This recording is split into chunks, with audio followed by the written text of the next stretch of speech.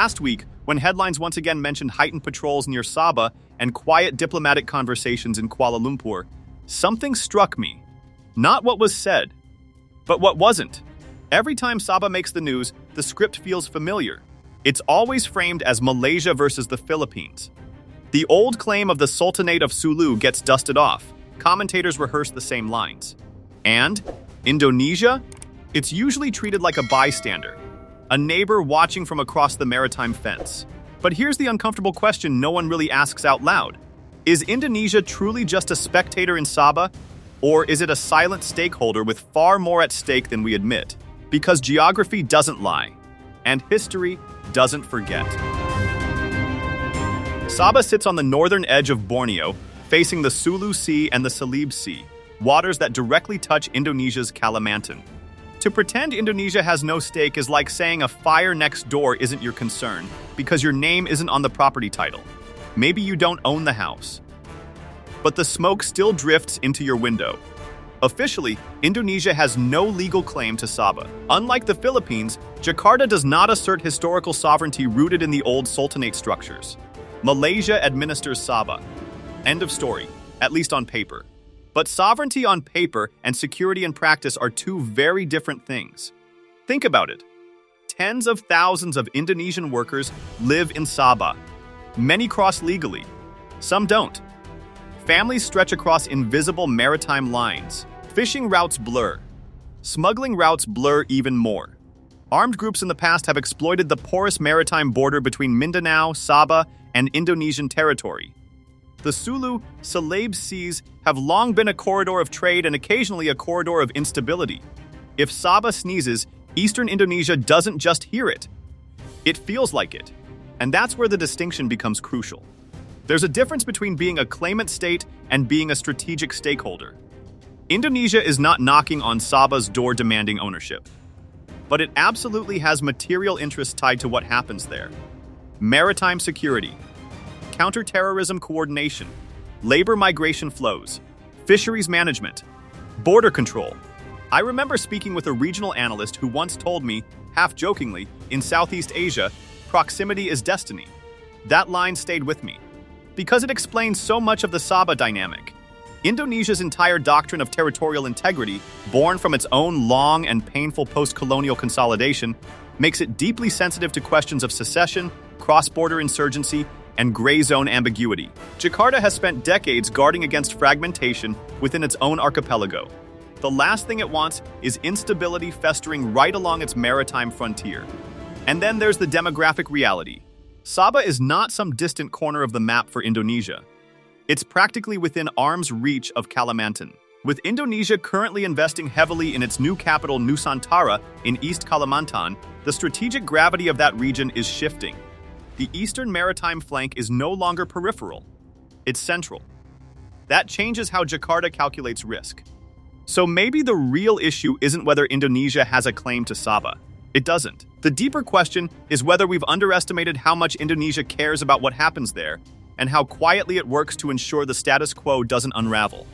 Because in Southeast Asia, sovereignty may be defined by treaties. But stability? Stability is defined by proximity, memory, and hard-earned lessons about what happens when borders become fluid. Sabah may not be Indonesia's territory, but it is absolutely within Indonesia's strategic horizon.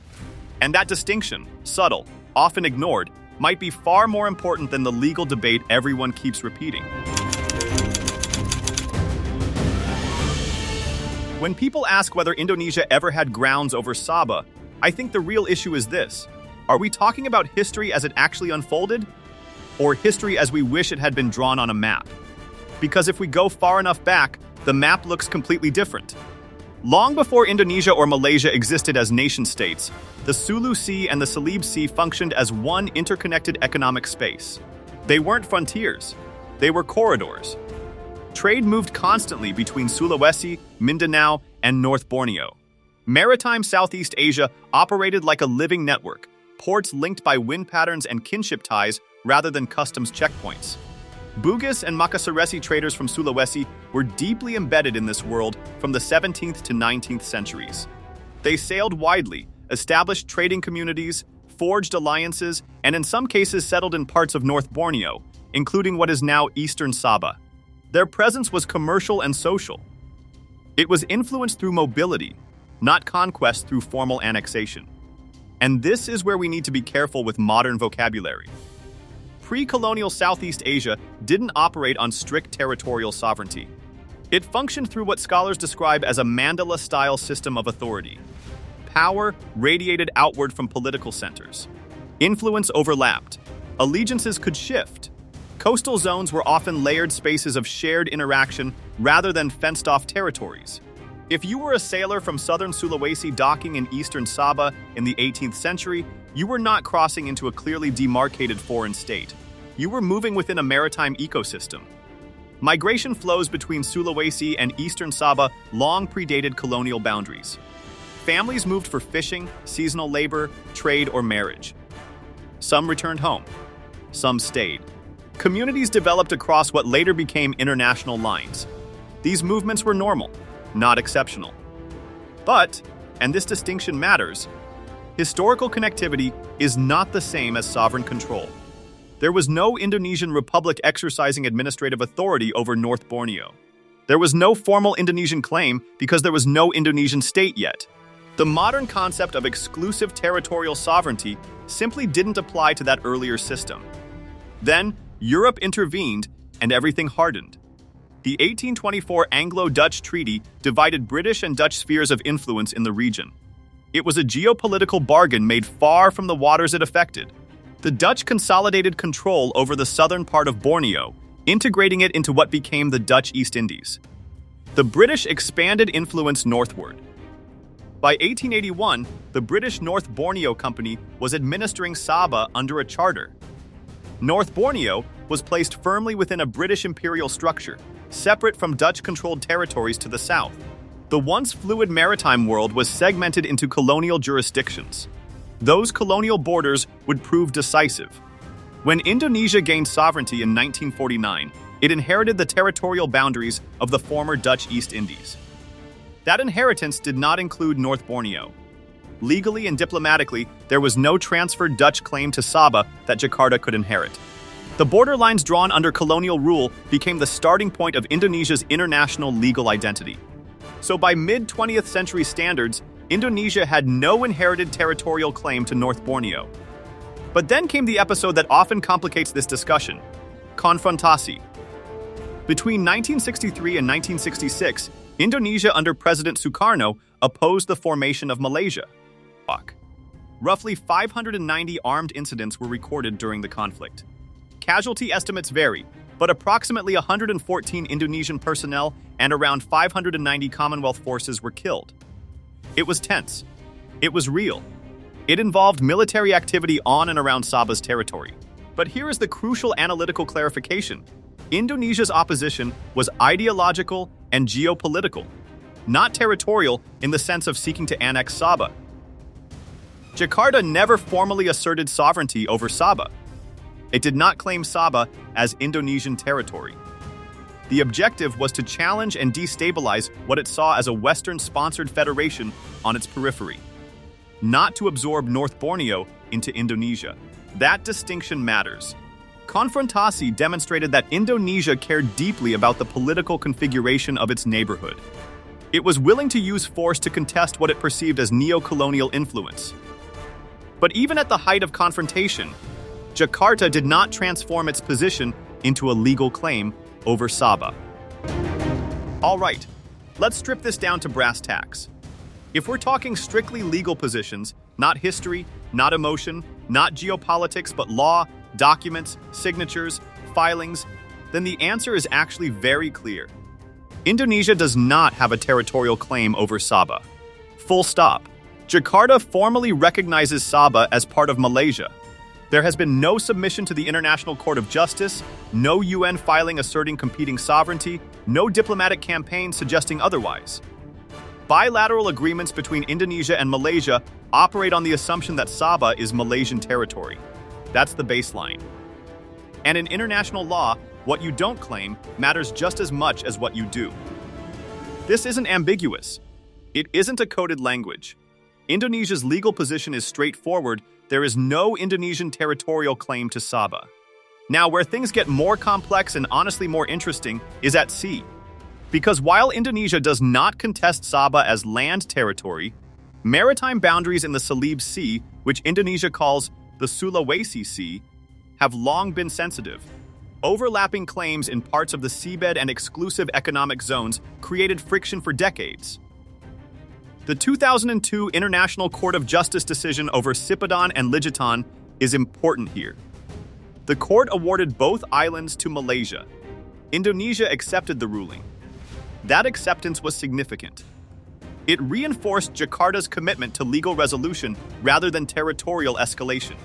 Then in 2023, Indonesia and Malaysia reached a maritime boundary agreement resolving part of their overlapping EEZ claims in the Sulawesi Sea. It didn't eliminate every technical issue, but it reduced ambiguity.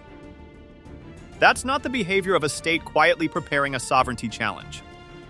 That's the behavior of two neighbors trying to stabilize their maritime interface. But here's where the strategic math kicks in. Indonesia has the second longest coastline in the world, roughly 54,700 kilometers. It is the world's largest archipelagic state. Maritime space isn't peripheral to Indonesia, it is central to its identity, economy, and security doctrine. And Sabah sits right along that maritime equation. Under UNCLOS, exclusive economic zones extend 200 nautical miles from baselines, unless overlapping with another state.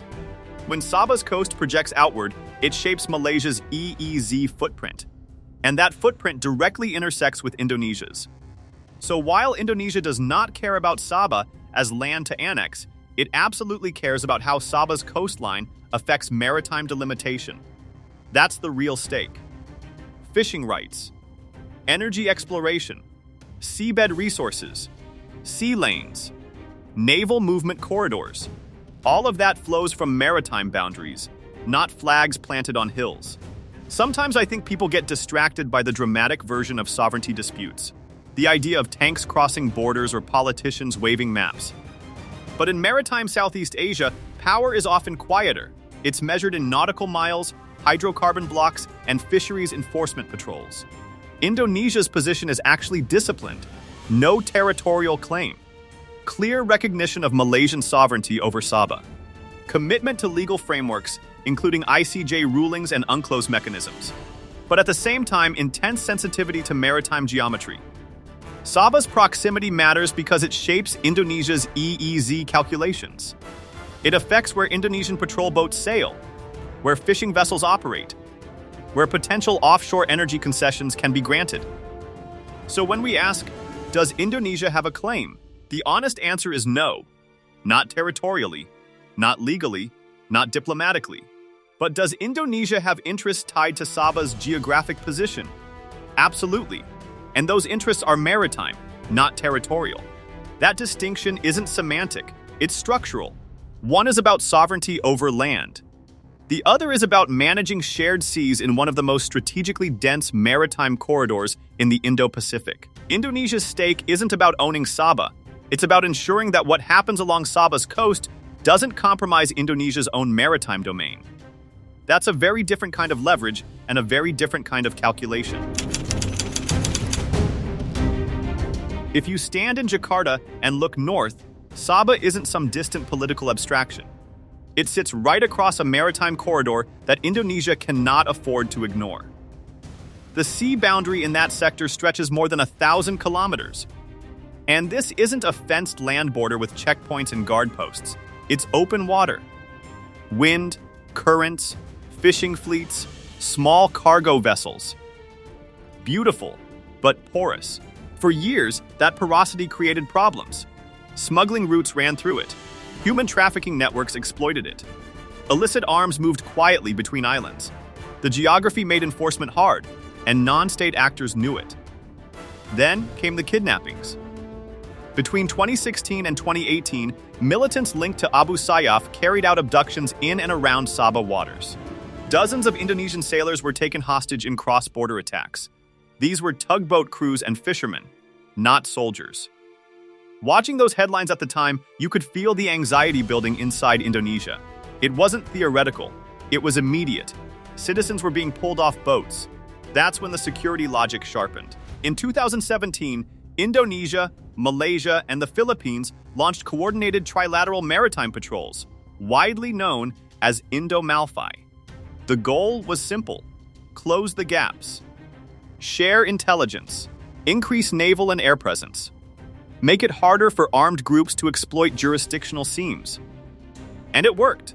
According to recap reporting, piracy and kidnapping incidents in the Sulu, Celebes seas dropped sharply after coordinated patrols intensified.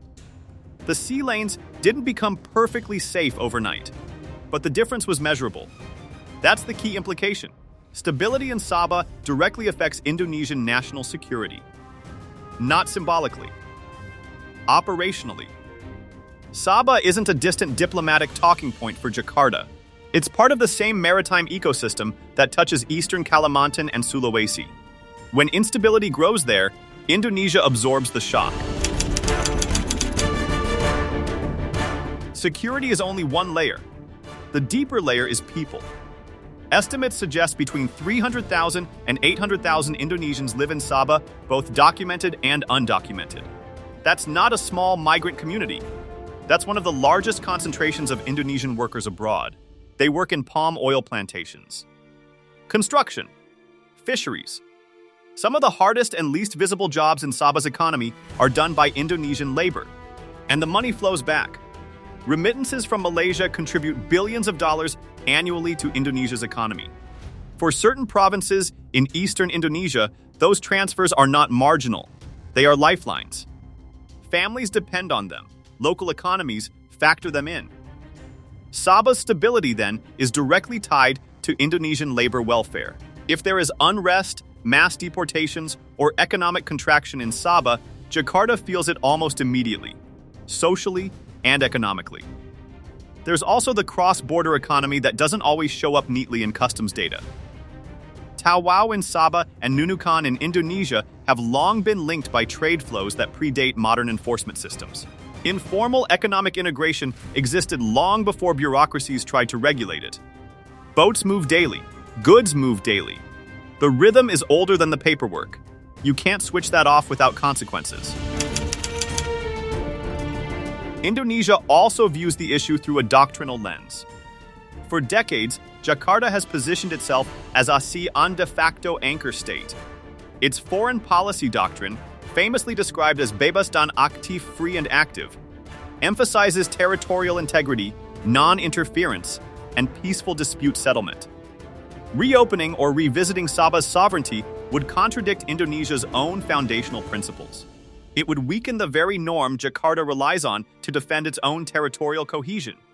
And this is where the contrast with the Philippines becomes striking. The Philippines maintains a dormant but formal claim to Sabah rooted in the Sulu Sultanate. Indonesia does not. Manila's exposure is political and historical. Indonesia's exposure is material. Indonesia has a massive migrant population in Sabah. It faces high security spillover risk. Its maritime calculations are directly affected. In many ways, Indonesia has greater practical exposure to Sabah than the Philippines, but far less incentive to challenge sovereignty. That's not a weakness. That's structural logic. Hypothetically, yes, but only under extreme conditions. If Sabah experienced major internal instability. If Malaysia-Philippines tensions escalated dramatically. If maritime boundary disputes spiraled into sustained confrontation. Even then, escalation would run against Indonesia's core interests. Indonesia's archipelagic doctrine depends on the sanctity of inherited borders.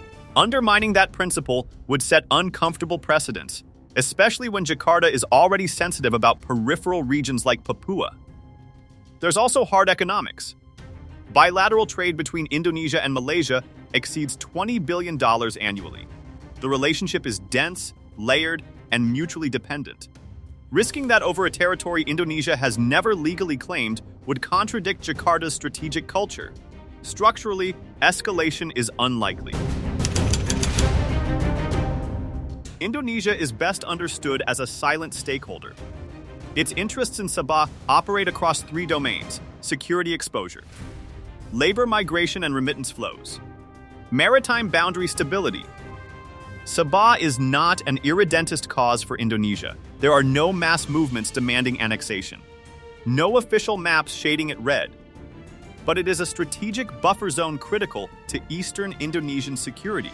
That's the nuance people often miss. The conclusion, when stripped of drama, is precise. Indonesia does not possess a legal or historical sovereignty claim to Sabah. It has never formally asserted one. It recognizes the Malaysian administration.